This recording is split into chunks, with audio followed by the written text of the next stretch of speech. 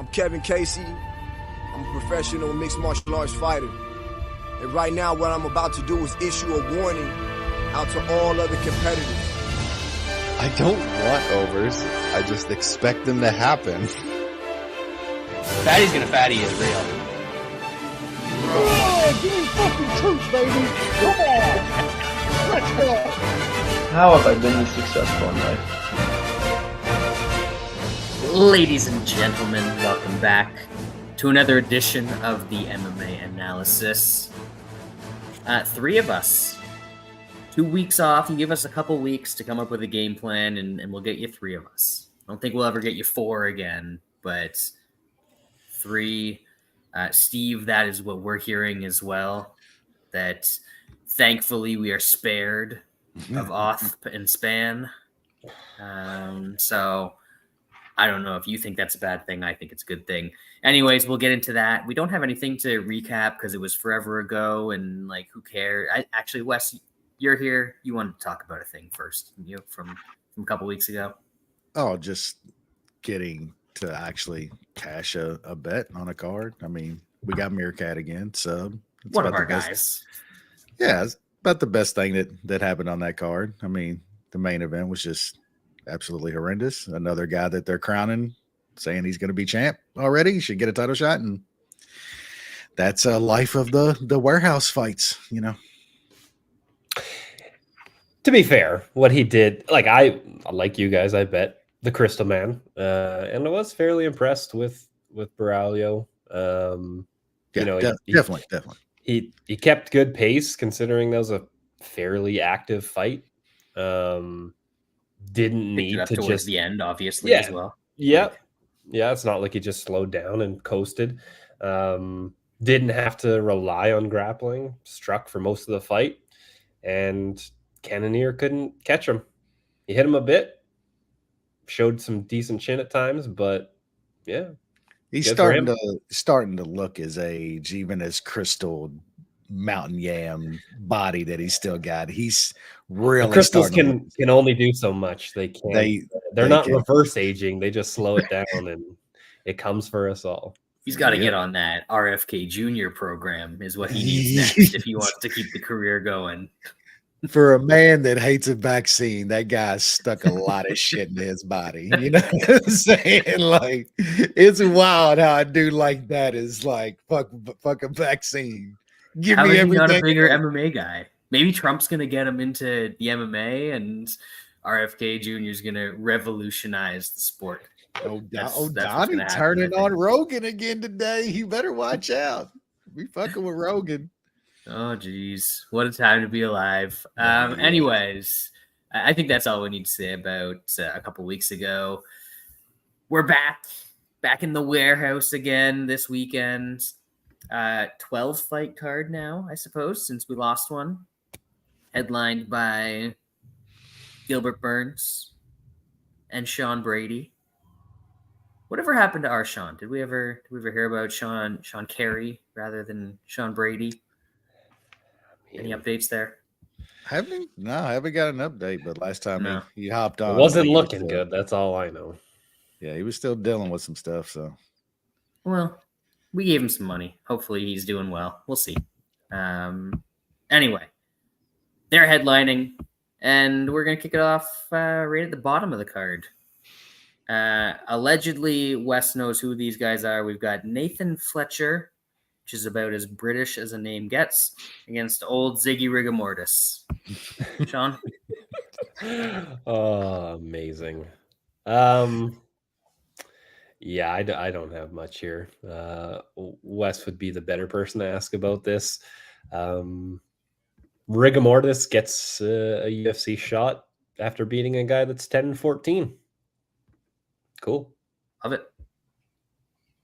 Yeah, 2 weeks ago, the show was like prime Bradley going on some names. Literally had me dying a couple weeks ago. Yeah, on the show, like I know his record coming on there, like Shaun just mentioned, wasn't anything special. On the show, the dude look fairly decent. I just think he's got an advantage over Fletcher. He can wrestle here if he needs to. He's going to be way bigger than this dude. Dog money, I think the wrong guy's favored here. So just a small bet on Ziggy again. I kind of broke it down last time. Fight ended up getting canceled. I think it was Fletcher that ended up pulling out, if I'm not mistaken. So it's another thing to think about that he pulled out 2 weeks ago. I'm not sure the exact reason. And now the fight's back on. So I will take a little bit of the dog money on old Ziggy Rigamortis and call it at that. Fletcher medical issue. Yeah. I'll definitely take some Ziggy. Yeah. I did not realize that this was just a rebooking of a fight that never happened. I assumed the fight just happened and then there was a quick turnaround for one of the guys, but hey, it shows you how much attention I'm paying to the bottom of these cards. So no opinion from me. Middleweight division, Andre Petroski, Dylan Butka. Sean? Oh, I think this is going to be a fairly classic Andre Petroski type of fight where he is going to grind and do very little. Is this guy that he's fighting shitty enough that he gets a finish? It's possible. He wasn't able to do too much against Josh Remd, even though he was laying on him for how long. I'll pick Petroski, but I don't really want to bet Petroski at minus 270. Wesley. Yeah, that price is a little steep on Petroski because he's got a history of being a dummy from time to time. But this matchup, I mean, if he just does the same game plan as last time, he's gonna take this guy down and just do whatever he wants. It might not be a lot, like Shaun said. Then he cruises to a decision. I think he works this guy a little bit, and we'll see if Butka wants to stand there for 15 minutes at D1 Petroski on top of him, because that's what's going to happen. I'm looking at taking some very small shots on Petroski inside. Is plus 215. Right now, it's not released everywhere, so these might be a little bit better when they're widely released. And then, of course, a little Petroski sub is plus 385. That should be around 4-1 or so when it gets everywhere, maybe 450. I'll take a couple half shots on those, and hopefully Petroski gets his dummy out of there and doesn't fuck around too much. Man, I was looking back through Petroski's record. He's fought quite a bit because it doesn't seem like that long ago that we were getting plus 300 on him against Nick Maximov. Right off tough, and he started fighting, man, like right off of The Ultimate Fighter, and they started giving him fights. Yeah. So, you've got a lot of performances to choose from, but I don't think he's that much of a different guy to the one early on in his UFC tenure where he was getting a lot of quick finishes and actually had a really nice looking grappling game. I think he can probably get back to that against a guy in Butka who hasn't fought anybody. Like, he got a contract on Contender Series at the depths of despair of Contender Series. Where it's currently staying. Like, Jesus. I mean, I haven't watched it yet this season. I assume, is it already bad? Isn't it only like week 2? Week 3? I mean, there's a lot of bad. Like last night, Tuesday night, the best thing was happening was some plus 800 chick just deaded this roided out freak on there. And it's like the Canadian got dead. What's new? Yeah, I mean, deaded. It was a great KO, but like, yeah, there's been a lot of bad dudes on there, man. Gross. Yeah, and this is one of those guys, I think. So we'll go with Petroski, and we might take a look at sub props, probably earlier stuff, just because I think the longer the fight goes, the more prone he will be to just be prone on his opponent. But yeah, that's just sort of the way that it goes with Petroski. And then somehow he'll randomly find a sub at the start of round 3. But anyway, that's I think that part of his game is gone. We like Petrosky. I'll take a look at sub. We'll see if the price gets me there. Women's strawweight division, Jacqueline Amorim. Future champ, probably. She's won a couple fights in a row, so I'm sure people are crowning her. Taking on Vanessa Demopoulos. She's not an exotic dancer anymore, gentlemen. She's focusing on her MMA career solely. So I assume she's taking a massive pay cut. It's an interesting thing when deciding to get off the pole is a poor financial and just life decision. But that is MMA these days. I mean, you got to go the Paige Van Zandt route. You got to take it further and further if you want the bank account to keep getting bigger. Like, she went OnlyFans and then was just like, hey, you know what? You know what really pays? Let's put the real shit on camera. Boom, like bank account exploding. You got to do it in the Paige Van Zandt way. 80% of ads on Twitter these days are OnlyFans. So I've seen around Paige's house a couple times. It's a pretty nice looking place. Oh Lordy. Yeah, it's a bit surprising to see that Amorim is minus 300. She's got all wins by finish, but she also got boxed up by Sam Page. Not a great look. I don't think Demopoulos is very good. She is fairly tough. Never been finished. She hasn't really fought much for finishers. I think that's kind of helping. Over 2.5 is like minus 210. That's kind of the way that I would play this fight. I think Amorim is probably going to get some takedowns. I think Demopoulos can fight off some of those subs and get this to a decision that she probably loses. But I'll pick Demopoulos, and I'll look at possibly betting the over. Old school throwback, 2.5. Wesley. Yeah, I don't think that's a bad angle at all. Because I mean, at the price, like, I lean Demopoulos here. Like, how many takedowns is this chick gonna get? And like, is she really that good with the grappling and stuff? Like, Demopoulos isn't like comparatively speaking for this women's class, like, she's not terrible to be a minus 300 favor. It's just kind of crazy to me. And she's got tiny arms. There's nothing to armbar. I think she's gonna have a tough time getting like consistent takedowns here and getting a finish. So, and on the feet, like, it's close. Like, Demopoulos can throw hands. Yeah, I'm plus 250. I'm probably gonna take a very small shot here. Definitely the pick. Small bet on that dog money. Yeah, so Amorim is minus 300. The fight is over minus 200 to go over 2.5. She's gone over 2.5 twice in her career, and lost one of them, and the other one was against Monster Rat 2.0. Demopoulos goes to decision all the time, is in super close fights, and wins a bunch of those decisions. So I'm guessing it's going to be a close fight. I'm guessing it's going to go to decision. Demopoulos plus 250 or by decision plus 400 kind of seem like the side that I would more want to be on. Is her decision plus 400? Yeah. Oh, I thought it's one of those ones that decision should basically just be the same price as. I thought it was. I must have been looking at somebody else. Yeah, I thought her decision was like plus 275. That sounds reading wrong. Plus 400. Yeah, I read that wrong. Yeah, plus 400 is very nice on her decision. Yeah.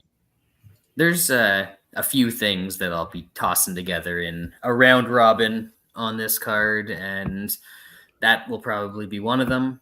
We'll get to a bunch later on. But first, Gabriel Santos taking on the Yizza. Wesley, what's the Yizza? Is he hanging out with the Rizza and the Jizza? We got the Yizza now. Is that a thing?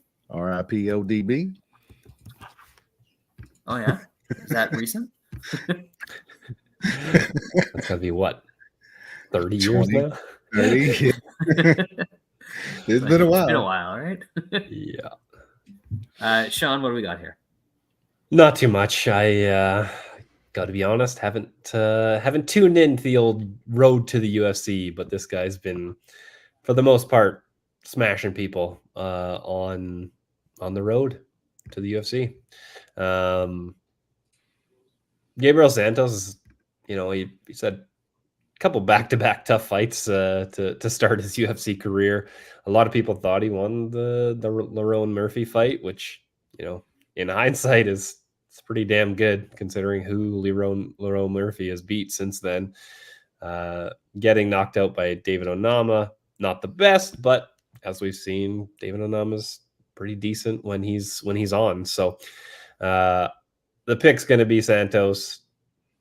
Maybe this is an Asian star in the making. Wesley, is it an Asian star in the making? Yeah, I don't know. He did fight on a fight night against that Junyoung Lee guy who just like went in there with Hyder Emil a couple cards back, and they just went fucking crazy for like 2 minutes, and he got slick knocked out, but it was a wild couple minutes. The strikes are 42-4 in that fight. Yeah, he got rocked like 5 times before he got deaded. It was wild. But he lost a split to that guy just like last year. So I don't know how great he is. He is like, seems he's got some finishing, and Santos seems that way too. The only thing I was really looking at here was a little bit of the under. It is a dog price here. There's some plus 130 out there. Fight doesn't go at some plus money. So yeah, I think these guys are gonna throw down. It's one thing that the Yizza likes to do is he fights with thunder. So I might take a little under. And yeah, the pick Santos, I think he's the far better fighter here. Yeah, I think that this is, from the looks of the Yiz's record, it's he's grappled a lot of guys that don't really know how to grapple, because he's got a whole boatload of submissions on his record in, like, what is it, the Wars promotion or whatever it is, where they probably don't even have real MMA rules. So I think he's going to be in trouble when he can't grapple Gabriel Santos, kind of like when he couldn't even grapple the Korean fella on his previous road to UFC. So we like Gabriel Santos. I have no interest in betting this at all. Sorry, my dog's deciding to kick me. Little pitch. Flyweight division. The patient zero, Andre Lima, taking on Felipe dos Santos, one of the he's the little Dubronx, the littlest Dubronx. Shaun? Yeah, he's definitely not Dubronx, that's for sure. Had a fun fight against Cop, but yeah, I don't think he's anywhere near that. Got taken down a shit ton against Alta Moreno. I'm not sure if that happens much in this fight, but if there is a grappling advantage, you probably give it to the other feller. I don't know. I don't know how good Andre Lima is. He had the weird, the biting incident. He won the next fight. I don't know why it was a split. I don't know what Dave Torelli was smoking that night, but he's a decent fighter. I don't really care too much. Maybe one of these guys will show me something. It's flyweights. So, I mean, for the most part, it's going to be high-paced, and it's going to be fun. So, I'll pick Lima. We'll see if he's going to regret that tattoo. I mean, I guess he's a fighter, so it doesn't really matter, but... honestly, I've seen like way worse than like just getting that bite tattooed. Yeah, this should be an absolute fun fight. We know what flyweights bring. I think Lima's probably the better fighter. But man, I don't really know. I think this is a very close fight. Flip a coin. If I wanted something, I kind of like the over. But I'm not looking to parlay another over that I don't really like. So, but this probably goes 15 minutes, but it's probably very fun 15 minutes. Yeah, as we often say, flyweights are competitive and deep beyond the UFC roster. If you're a flyweight and you're in the UFC, you're probably actually pretty good and can put on a decent fight. I expect it to be close. As Shaun alluded to, I've got some questions about how good Lima actually is. I think Dos Santos is all right. I would be looking at the dog side just because of flyweights and close competitive fights, and you can get plus 165. But again, not really anything strong here that would make me want to go out and bet it. Featherweight. Oh, what's going on? Oh no, you're good. My bad. Oh yeah. I don't think Bilal can beat Shavkat. It's possible. He could hump him. He could hump him. I mean, it's MMA. Anything can happen. I will say he shouldn't, but Bilal's like we bag on him and shit. That guy's gotten very, very good at what he does. Yeah. Like he's at what he does. At what he does. He is. It will be interesting to see how that matches up if that fight happens, because Shavkat is a pretty damn good grappler. I think he's different. I think Shavkat's just different. If he stuffs some takedowns, good luck fighting on the feet against the Shavkat. Although he does get hit a little. He puts himself in spots. He'll try to finish, and he'll take some shots to try to finish. So it's probably the least of your worries going against Bilal. Even though his hands look very good against Leon, he hit Leon clean so many times and never really hurt him once. So you ain't got to worry about that too much. Yeah. And I think Shaun can probably confirm, but all three of us picked Shavkat as our year-end champ, which doesn't look like it's going to happen now because Bilal's a pussy. That's why. Quack, quack. But yeah, I think we're all pretty high on the Shavkat here. Anyway, featherweight division. Isaac the Bulgarian taking on Brendan Maratid Artery. Shaun. The UFC in 2024, we got a fighter coming off a loss, and he is minus 3,000 favorite. That is the talent that is in the UFC right now. The dude he's fighting got finished in 20 seconds in his last fight, though. That is true. That is true. But that's still just weird optics. Yep. Yeah, Bulgarian should smash him. I don't know if there's any way you can play this fight. Of course, with these things, you can obviously go the contrarian. When an over 1.5 is plus 250. I don't know if there's sometimes with these crazy lines, you might get a half line at some books. It might be worth checking out for, it's close to even money or something. That's kind of the only way that I look at playing these, is the contrarian way, that they're not just absolutely going to annihilate this guy in 10 seconds. But other than that, he should crush him. So maybe look at fight start round 2, or maybe an over half round or some shit like that for some funsies. Wes. Yeah, this Murat guys I'm pretty sure he took the fight on short notice against McKinney, so they're giving him another fight here, and where he gets murdered. he probably should get murdered here too, but I'm absolutely looking at the exact angle that Shaun said, that Bulgarian's coming off a loss to Christian Rodriguez.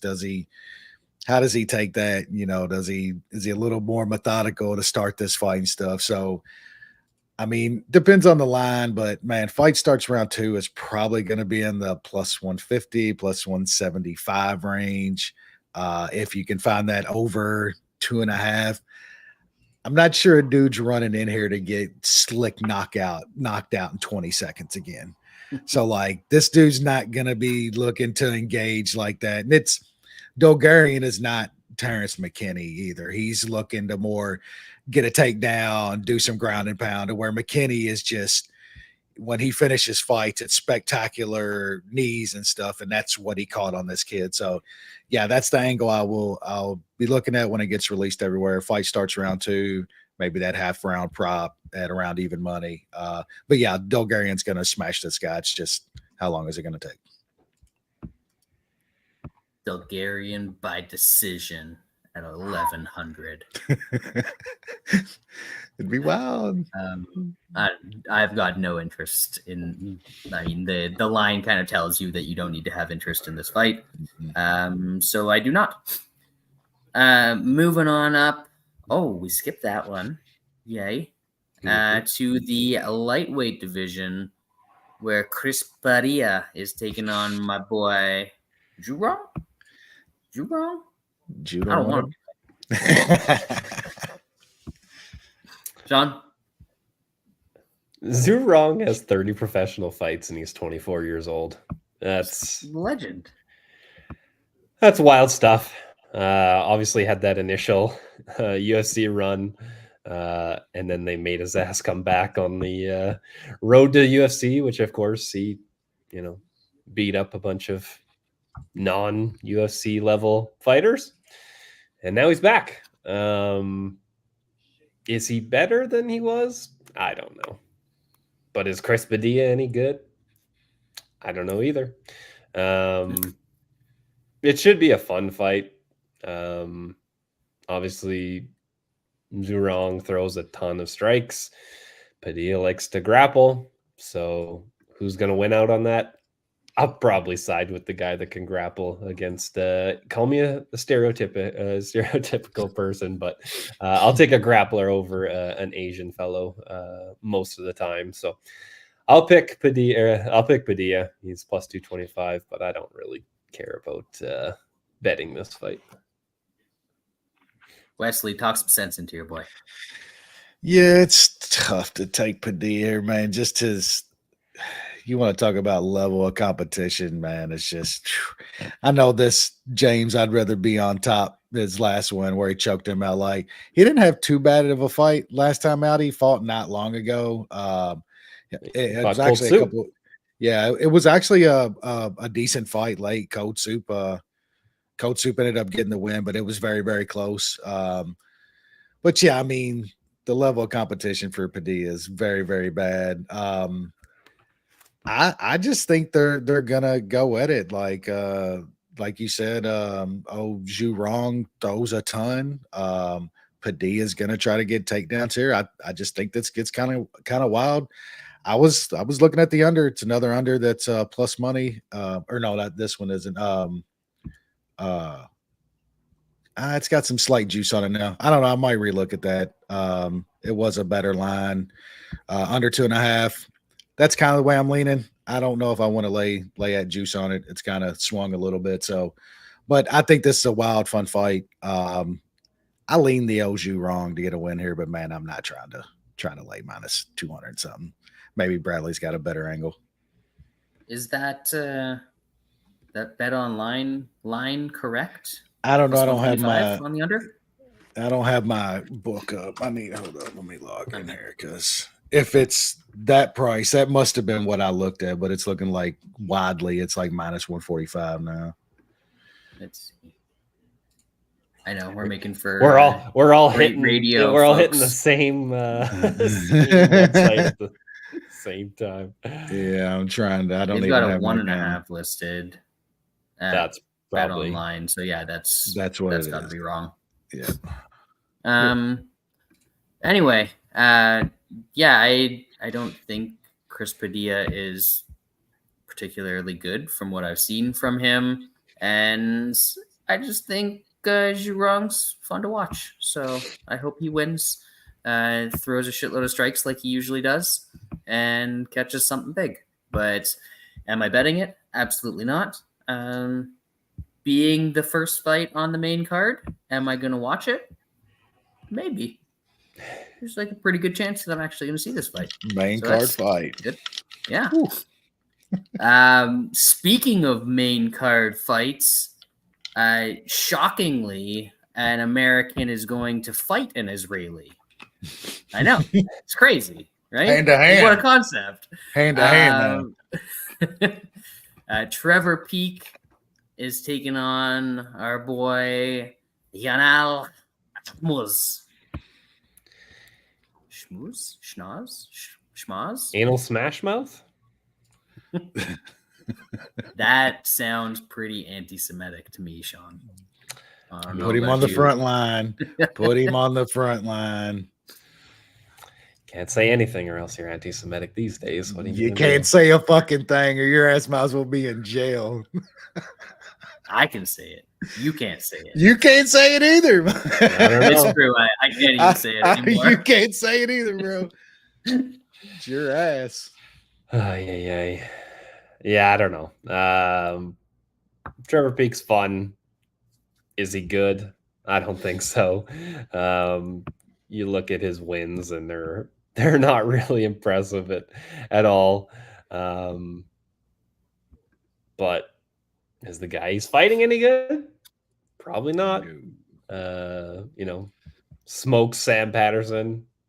Fair enough, but then obviously loses a very, very wide decision against Chris Duncan. So I don't know. It's a close fight. I guess like the under 2.5, maybe. But I'll just stay away. I'll pick the American to do something right against the Israeli. Wes, you fucking watch it. You better fucking watch it. Yeah, I think it's going to be a fairly fun fight. I do kind of I disagree on the total. I think Peak's tough. Like he had a run of a bunch of finishes, but like lately he's up in like a slightly better level of competition, and it's just dudes that are about the same, same skill level. Peak doesn't have any like crazy finishing ability. I don't think the old anal ass mouth is I know he finished Sam Patterson, but 15 against Chris Duncan and shit. So I sort of lean fight goes to decision here. Get off that juice of the 2.5. I think Peak is a little bit better, and I think Peak is going to have the output in this fight to where if this does go 15, it's going to be a close fight. Peak's just going to have a little bit more output. Peak decision is like plus 250 or something like that. That's probably the angle I'm looking at, but I kind of like fight goes the distance most. That'd be where my money's at. Pick is going to be Peak by decision, but man, it's a close coin flip fight. Peak doesn't fight like an absolute idiot anymore, so I don't care about his fights because they are far less. They used to be fun as hell. Yeah, they used to be fun. They used to be. So yeah, this maybe we watch the first one and then we go make dinner, or, throw something on a barbecue for this one, and then we'll be back for the flyweights. Matt Schnell, the hero that we deserve, Schnell, or however that goes, taking on Cody Durden, who is the villain that we probably deserve. Sean? He's the villain, but we've also made a little bit of money on him, I feel like, on him and betting against him. Once again, it's a flyweight fight. It should be fun. Durden has one win in the UFC, and it's against JP Buys. But I feel like Matt Schnell is a fighter that, he gets finishes or he gets finished. So even though Durden's not a potent finisher, I think Schnell will give him some chances if Schnell's not to get able to get something early. It should be fun. It's a bit sketchy always, laying juice on a under 2.5 in a flyweight fight.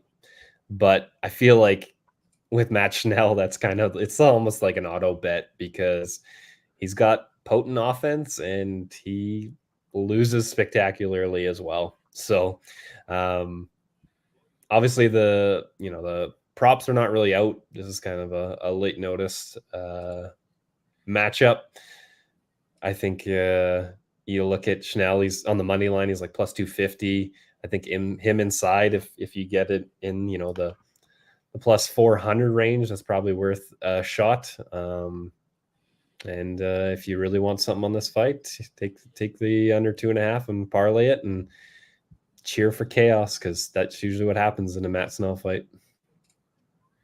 Wesley.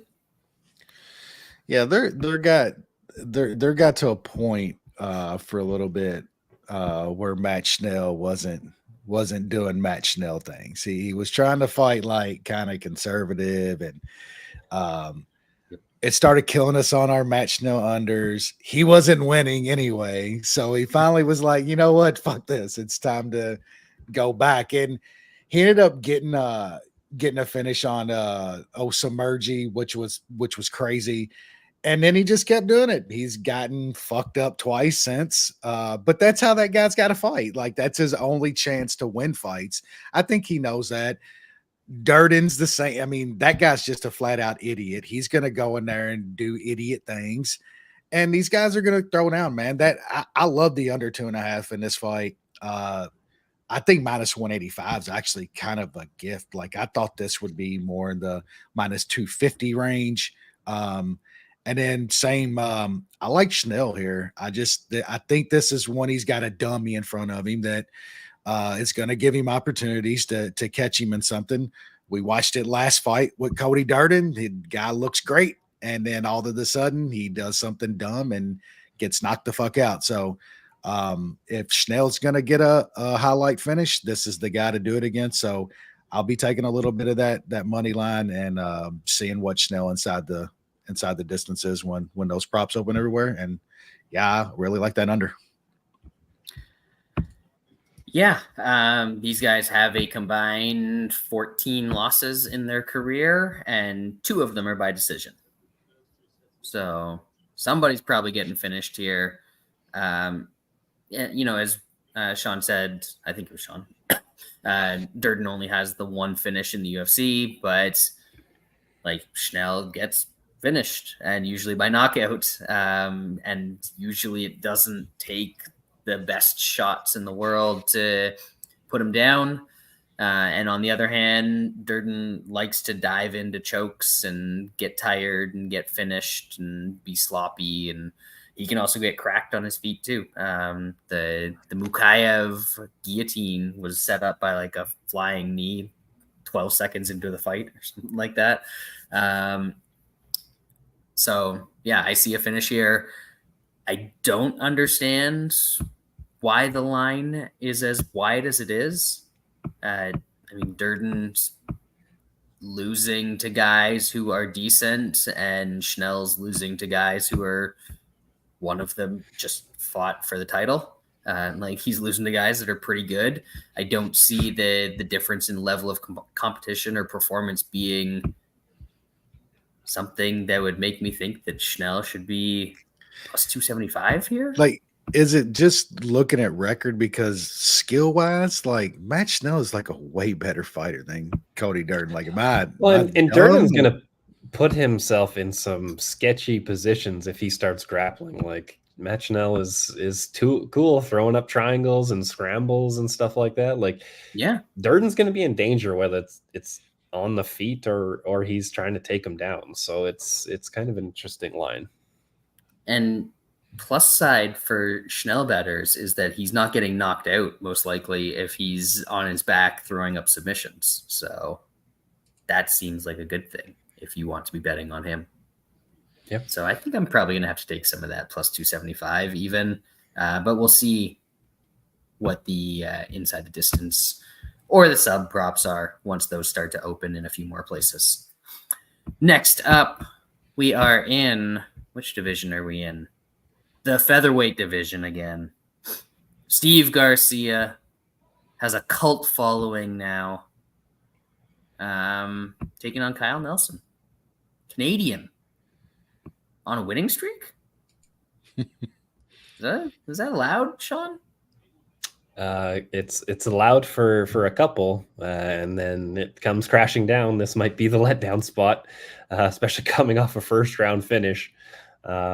Steve Garcia's made me a decent amount of money. I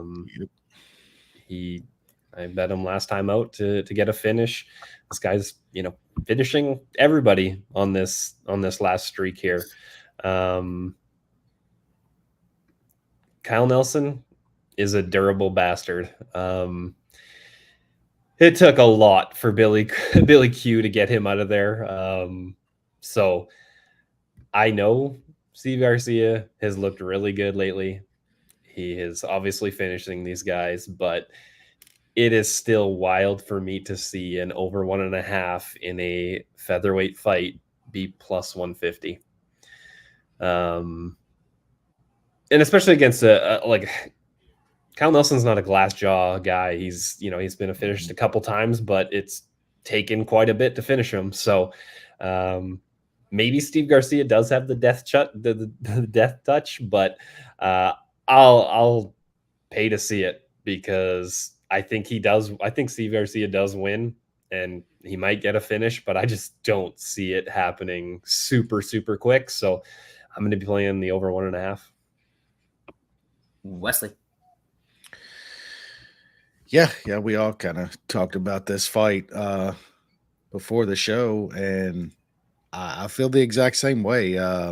Look, I've been on Garcia in almost every fight on his run. Dog money almost every time. Slight fave last time out. He's gotten very good. Finishing dudes that he should probably finish. I think Kyle Nelson's a different guy than these guys he's fighting on this run. Mainly just not skill wise, but just the durability here. He's a tough fucking guy to get out of there. I don't know if Steve Garcia is one punching Kyle Nelson. I really like the over here. I think fight starts round 2 when it's widely available. It's going to be in the minus 120 range or so. I don't hate that at all either. I kind of lean Kyle Nelson here. Like, for me, these seem like the spots lately that Kyle Nelson wins when he's a slight underdog. He's in a fight with a guy that's got a lot of finishes, got a lot of easy wins lately. He makes the fight hard and tough and ends up pulling out close decision wins. Kyle Nelson decision is like plus 800 in a couple spots. That just feels like something like, I like the over. I think it's going to go a little long. If he can make it 15 minutes here, make it close in an ugly fight, that plus 800 is probably going to be looking very, very good at the final bill. So I will take a little bit of that, and I really, really like the over. Yeah, I agree with parts of what you both said. Shaun, I don't think that Steve Garcia is going to get a knockout early. Nelson's durability and willingness to just sort of grind somebody up against the cage, I think, is going to contribute to that. But I don't think it's necessarily going to lead to a late knockout. I think that if Garcia cannot get it early, then Nelson is going to grind him down over the course of this fight. He's a way more physical dude. They're around the same size, but like Nelson's way different. Stronger. Yeah, he's fought up at 155, competitively against guys before. I think this turns into a real grind for Garcia if he can't get him out of there early. So I do like Nelson. I like the over more just because it could turn into a sloppy, close competitive fight. But that Nelson decision price at plus 800 is just really, really high. I know that in his last couple fights, his last fight, he finished generally durable Bill LJO, but went to decision a whole bunch of times before that. And, he had finishes on the regional circuit, but who hasn't? He's the guy at this level that goes to decision more often than not. And as Steve says, the fight starts round 2 is also minus 125. We gotta go plus money, Steve, and it's just easier to do the total. So consensus bet of the week, over 1.5 in Kyle Nelson and Steve Garcia. Last time we gave out a nice 1.5, and I really like the fight starts round 2. We hit our 1.5. That's some nice plus money. So let's do it again. That fight starts round 2, like minus 125 is crazy to me. That's crazy. Even though 1.5. We gave one of these, the fight went to decision. Yeah. It did. Yeah, this is a fatty. It was a fatty. Yes, it was. Yeah. Wrong guy won the decision in that case, at least for me. But yeah, hopefully this goes somewhat similarly. Moving on up to the co-main event, women's flyweight division, future champion Natalia Silva, because she's won a couple fights in a row, taking on Jessica Andrade, who actually people seem to forget this because she's always an underdog in her fights, but she was actually a champion, like a real one, not just like a Twitter champion. Shaun, thoughts? Anytime you're going to give me Jessica Andrade at like plus 250 against anybody, anyone really, anyone, especially one that's not like a huge takedown artist, I'm going to take it. Andrade inside is like plus 450. These are big numbers for a woman that throws fucking bombs and is one of the most physical pound for pound women in fighting. She's a big test for anybody. If Natalia Silva can just get through that and kind of point fight her way, props to her, but I'll pay to see it happen. So I'll be on Andrade plus 250 and probably a sprinkle inside. Yeah, it's a bit of a step up from Andrea Lee and Viviane Arujau to Jessica Andrade. Yeah. Wesley? Yeah, I mean, she's fought some bums of the bums on her run here. Yeah, look, going back up to 125 kind of sucks because she's not ideal. She's looked so damn good back at 115 or her past couple fights, even though the last one was rather close. But I mean, that Dern fight was just vintage fucking Andrade at 115. So don't like going up, but it's not like Shaun said, it's not like she's fighting some physical presence at 125 that's going to be spamming takedowns on her. It's going to be a chick she's going to try to technically strike against Andrade, who's just throwing bombs, and it takes one, to change a fight. So this kind of price, I'm taking Andrade every single time, and just you're gonna have to prove me and take my money. I'll probably just stick with some money line here. It's plus 250. Inside's not bad though. Plus 450 is not bad at all. But yeah, you get a price like this on Andrade against a chick that's going to stand in front of her and try to strike. I think you got to take it against almost anybody. Not a whole lot more to add here. Like Andrade, don't really know what Silva's durability is going to look like. I'm half surprised that this isn't the main event because the UFC loves to make these sorts of fights main events. But that would be interesting to see how she'd hold up over 5 rounds of Andrade going after her. So I think I'm just going to be limited to the money line here. Don't think I can rely on an inside prop for Andrade.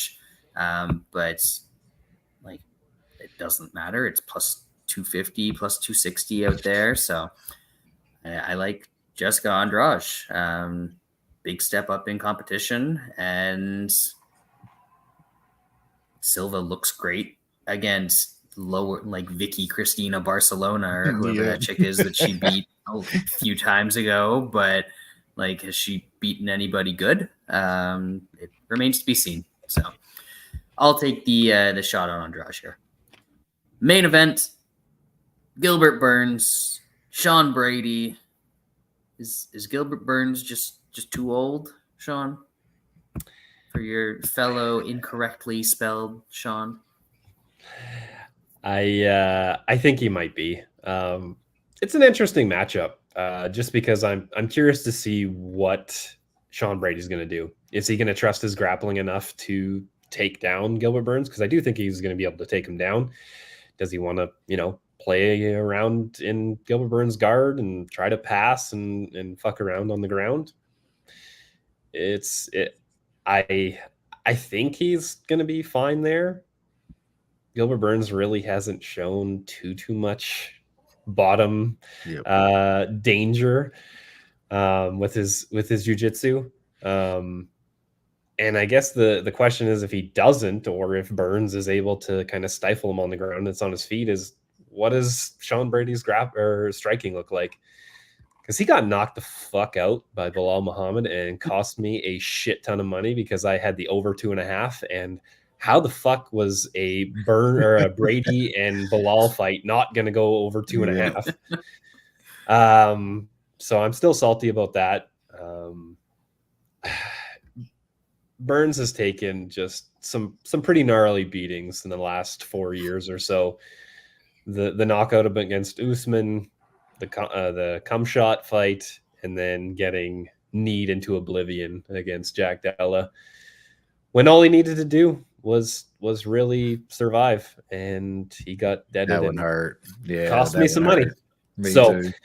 Maybe I'm just salty from what happened last time out with Burns, but I got to side with Brady. He's just a younger guy. He's probably learned a bit from against Bilal, and I think he decides kind of where this fight happens. So I'm gonna side with him. Not sure if I'm gonna bet him or not, but that is the way I'm looking. Wes? Yeah. I want to talk myself into taking some Gilly here, but man, 38 now.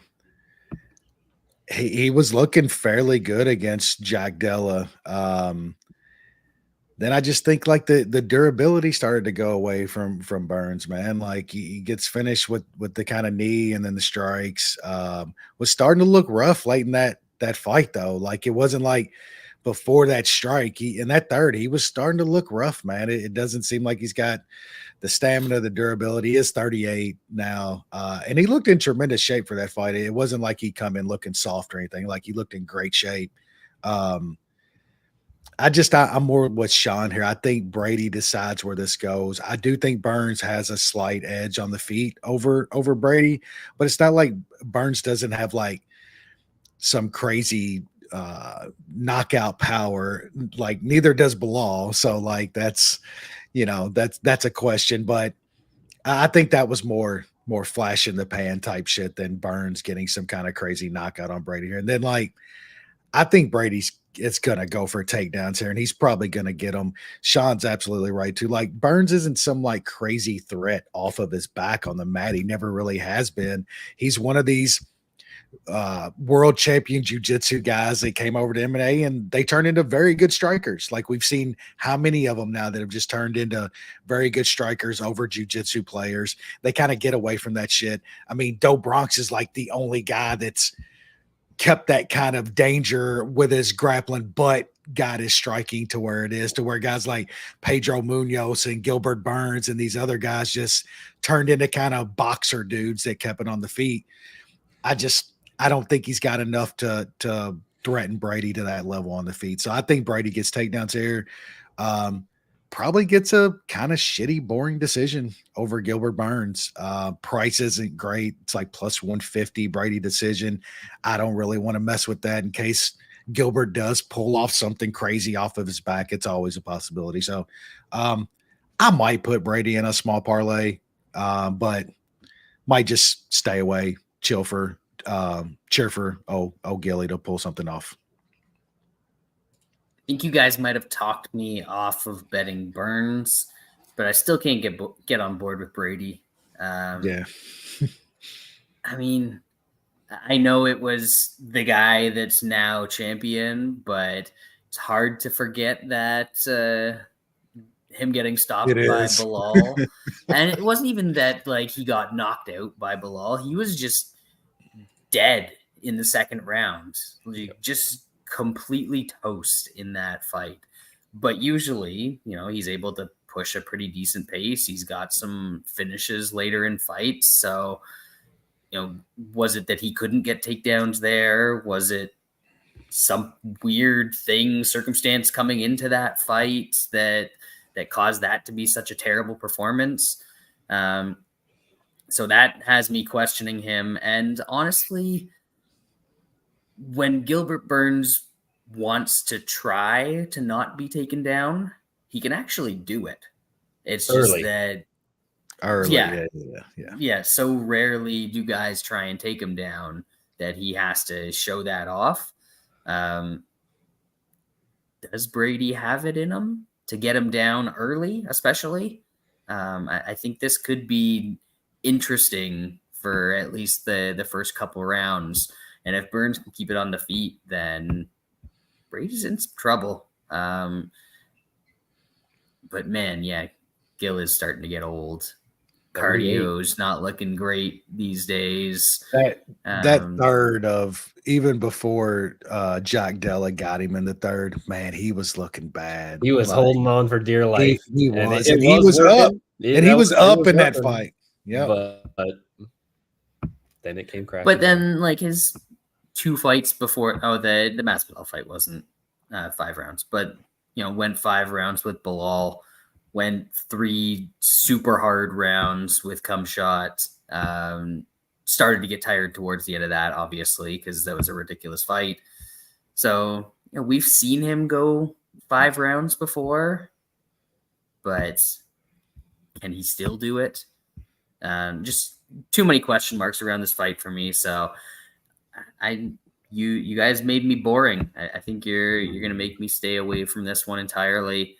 And I'll have to go elsewhere for some of the ridiculous stuff I'm going to throw in that round robin.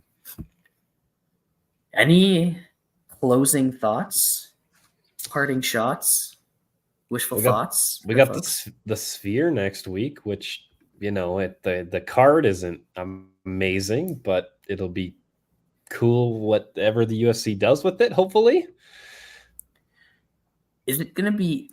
I guess it'll be cool for the people that are there, but I don't feel like watching the Sphere on TV will be a particularly good experience. The fights are going to look very when the 2 guys are striking or whatever. It's not going to look any different. It's more going to be between the fights, maybe between the rounds.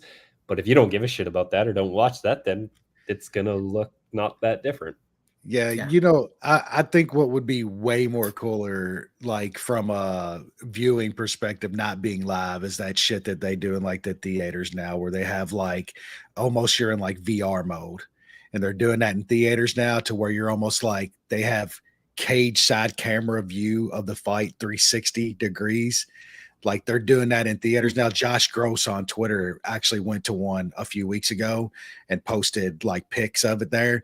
He said it was a very, very cool experience. It looked insane. I think that more for watching on a screen would be way cooler than we're not going to see a lot of the actual when the fight's going on. No, it's just a bad pay-per-view to us. Yeah, I think more the way Morgan said, they did a run through, and it's just they're just going to do kind of Mexican scenery, geographical mariachis on the Sphere. Well, just geographical scenery around Mexico when fighters are coming out, their regions and stuff. I don't know. It seems like something Dana got a wild hair in his ass to do, and he wants to it's going to be the best sporting experience ever. Now they're losing tons of money on it. Tickets aren't selling. They're having to drop ticket prices and shit. Who wants to spend $3,000 on that shit, man? That's crazy prices to go watch some fights. Yeah, it's kind of wild, man. So that nobody's or very few people are paying for, and they keep dropping every week. Yeah, they're dropping every week. And then you also have Canelo fighting the same weekend. Yeah. like, I don't know, man. He seems to be very angry at the OMGM too because they're putting on Canelo that weekend, and he's like, so then I think this whole thing was like a whole fuck them. I'm going to do something big to get at Canelo and them, and it's going to cost them a lot of money. That's what it's going to do. Hopefully it's cool though. Hopefully it is sort of cool. I mean, you know who's going to cost me a lot of money at plus money by the time the fight comes? Sean O'Malley. No, with Merab. I'm already in half deep on Merab too. We know what's gonna happen, Sean. It does every time, bro. He's gonna probably knock Merab. O'Malley's gonna cost you the money. Yeah, he's probably gonna knock him out. He's probably gonna knock Merab out. I'm already convinced of that because I already got so much money on him already. Wes, when you were saying if they want to do something for like the atmosphere of the fights, I thought you were gonna say they should put the octagon on a beach. Has anybody ever thought to just put fights on a beach before? Calvin Nobody's ever thought of that. He was ahead of his time, baby. He was ahead of his fucking time. Dude, I remember some of those, and dude, it seemed so fucking hot. Like people were out there dying and sweating shit, and they got dudes scrapping. Great times. Great times. Anyway, I think that's gonna do it for us this week. I don't even have any like filler to go out with. We'll see what the combined Mexican Saudi Arabian looks like in a couple weeks. But before that, we get the beautiful, beautiful backdrop of a warehouse.